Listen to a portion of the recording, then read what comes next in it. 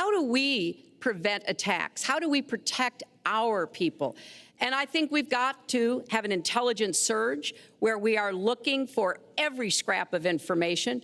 I was so proud of law enforcement in New York, in Minnesota, in New Jersey. You know, they responded so quickly, so professionally to the attacks that occurred by Rahami, and they brought him down. And we may find out more information because he is still alive, which may prove to be an intelligence benefit.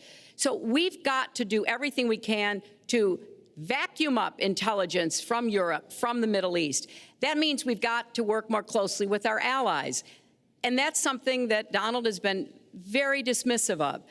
We're working with NATO, the longest military alliance in the history of the world, to really turn our attention to terrorism. We're working with our friends in the Middle East, many of which, as you know, are Muslim-majority nations. Donald has consistently insulted Muslims abroad, Muslims at home, when we need to be cooperating with Muslim nations and with the American Muslim community. They're on the front lines. They can provide information to us that we might not get anywhere else. They need to have close working cooperation with law enforcement in these communities, not be alienated and pushed away, as some of Donald's rhetoric, unfortunately, has led to. Mr. Well, I'd have to respond. Please respond. The Secretary said very strongly about working with. We've been working with them for many years. And we have the greatest mess anyone's ever seen. You look at the Middle East, it's a total mess. Under your direction to a large extent. But you look at the Middle East. You started the Iran deal. That's another beauty where you have a country that was ready to fall. I mean, they were doing so badly. They were choking on the sanctions, and now they're going to be actually probably a major power at some point pretty soon, the way they're going. But when you look at NATO, I was asked on a major show, what do you think of NATO? Now, you have to understand, I'm a business person. I did really well, but I have common sense. And I said, well, I'll tell you, I haven't given lots of thought to NATO, but two things. Number one, the 28 countries of NATO, many of them aren't paying their fair share.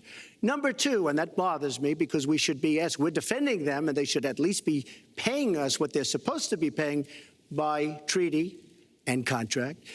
And number two, I said, and very strongly, NATO could be obsolete because, and I was very strong on this, and it was actually covered very accurately in the New York Times, which is unusual for the New York Times, to be honest. But I said they do not focus on terror. And I was very strong, and I said it numerous times. And about 4 months ago, I read on the front page of the Wall Street Journal that NATO is opening up a major terror division.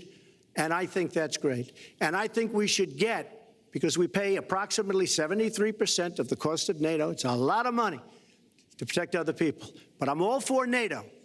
But I said they have to focus on terror also. And they're going to do that. And that was, believe me, I'm sure I'm not going to get credit for it, but that was largely because of what I was saying and my criticism of NATO. I think we have to get NATO to go into the Middle East with us, in addition to surrounding nations, and we have to knock the hell out of ISIS, and we have to do it fast.